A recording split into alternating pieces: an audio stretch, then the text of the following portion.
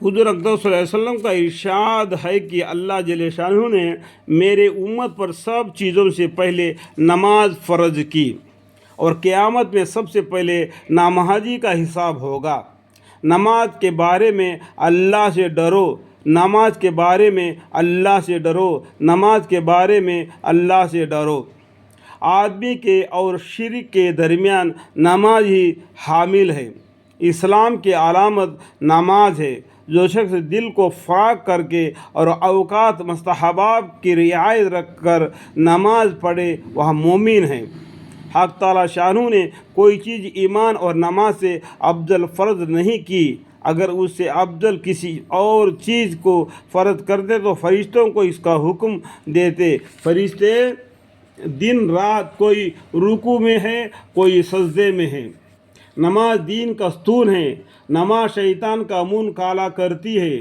نماز مومن کا نور ہے۔ نماز افضل جہاد ہے۔ جب آدمی نماز میں داخل ہوتا ہے تو حق تعالی شانہ اس کے طرف پوری توجہ فرماتے ہیں۔ جب وہ نماز سے ہٹ جاتا ہے تو وہ بھی توجہ ہٹا لیتے ہیں۔ جب کوئی آفتاب آسمان سے اترتی ہے تو مسجد کے آباد کرنے والوں سے ہٹی جاتی ہے۔ اگر آدمی کسی وجہ سے جہنم میں جاتا ہے تو اس کی آگ سجدے کی جگہ کو نہیں کھاتی، یعنی جو سجدے کی جگہ جو پیشانی لگتا ہے نا زمین کو، اس جگہ کو جہنم کی آگ بھی نہیں جلا سکتی۔ اللہ نے سجدے کی جگہ کو آگ پر حرام فرمایا ہے۔ سب سے زیادہ پسندیدہ عمل اللہ کے نزدیک وہ نماز ہے جو وقت پر پڑھی جاوے۔ یعنی قرآن کریم میں بھی ارشاد خداوندی ہے، مسلمان پر نماز فرض ہے، وقت کے ساتھ محدود ہے۔ اللہ جل شانہ کو آدمی کی ساری حالتوں میں سب سے زیادہ یہ پسند ہے کہ اس کو سجدے میں پڑا ہوا دیکھوں، کہ پیشانی زمین سے رگڑ رہا ہو۔ اللہ جل شانہ کے ساتھ آدمی کو سب سے زیادہ قریب سجدے میں ہوتا ہے۔ جنت کی کنجیاں نماز ہے۔ جب آدمی نماز کے لیے کھڑا ہوتا ہے تو جنت کے دروازے کھل جاتے ہیں اور اللہ جل شانہ کے اور اس نمازی کے درمیان کے پردہ ہٹ جاتے ہیں، جب تک کھانسی وغیرہ میں مشغول نہ ہو۔ نمازی شہنشاہ کا دروازہ کھٹکھٹاتا ہے، اور یہ قاعدہ ہے کہ جو دروازہ کھٹکھٹاتا ہی رہے تو کھلتا ہی ہے۔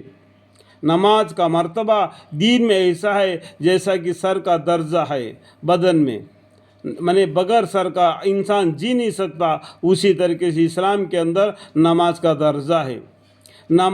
نمازوں کا نور ہے جو اپنے دل کو نورانی بنانا چاہیے، نماز کے ذریعہ سے بنا لے۔ جو شخص اچھی طرح وضو کر لے، اس کے بعد خشوع خضوع سے 2 یا 4 رکعت نماز فرض یا نفل پڑھ کر اللہ سے اپنے گناہوں کی معافی چاہے، اللہ تعالی شانہ معاف فرما دیتے ہیں۔ دیکھو یا کیا بتائے، اپنے گناہوں کو معافی مانگو۔ سب سے بڑی دعا کیا ہے؟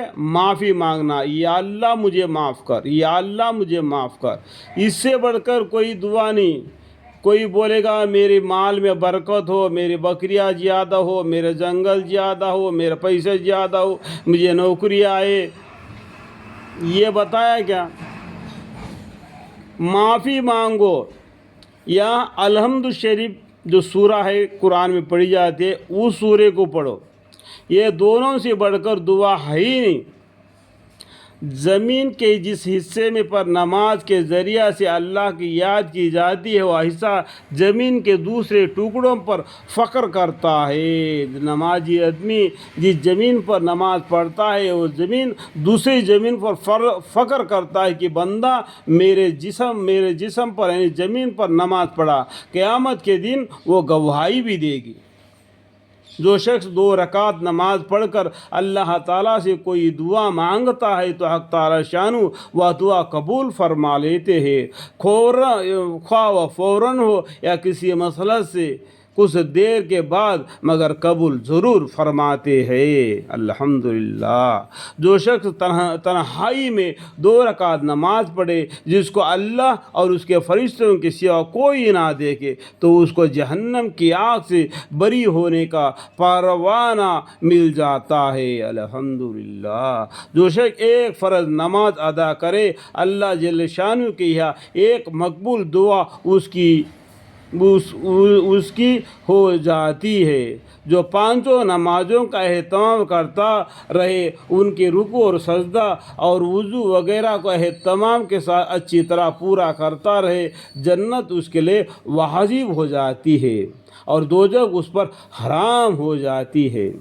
मुसलमान जब तक 5 नमाज़ों का एहतमाम करता रहता है शैतान उससे डरता रहता है और जब वह नमाजियों में कोताही करने लगता है तो शैतान को उस पर जिरियाद हो जाती है, यानी काबू में ले आता है और बहुत से काम है तेरे को, नमाज छोड़ और मस्जिद से बाहर चल। इस तरीके से शैतान उसको बाहर ले आता है, शैतान उसके ऊपर काबू पा जाता है और उसके बहकाने के तमन्ना करने लगता है। अल्लाह मग़फ़िर ली। सबसे अफजल अमल अव्वल वक़्त नमाज पढ़ना है, अव्वल वक़्त में नमाज पढ़ना है। जैसा नमाज का वक़्त है लगता है कैलेंडर में देखते हैं ना, अव्वल वक़्त में नमाज पढ़ना। हम लोग क्या करते हैं कि हम सब मिलकर ये टाइम में नमाज़ पढ़ लेंगे करके एक टाइम मुकर्रर करके नमाज फ़र्ज़ का नमाज का वक्त लगा देते ताकि सब मिलकर जमात के साथ नमाज़ पढ़े। जमात की नमाज का सवाब अकेला नमाज के सवाब से 207 गुना ज़्यादा है।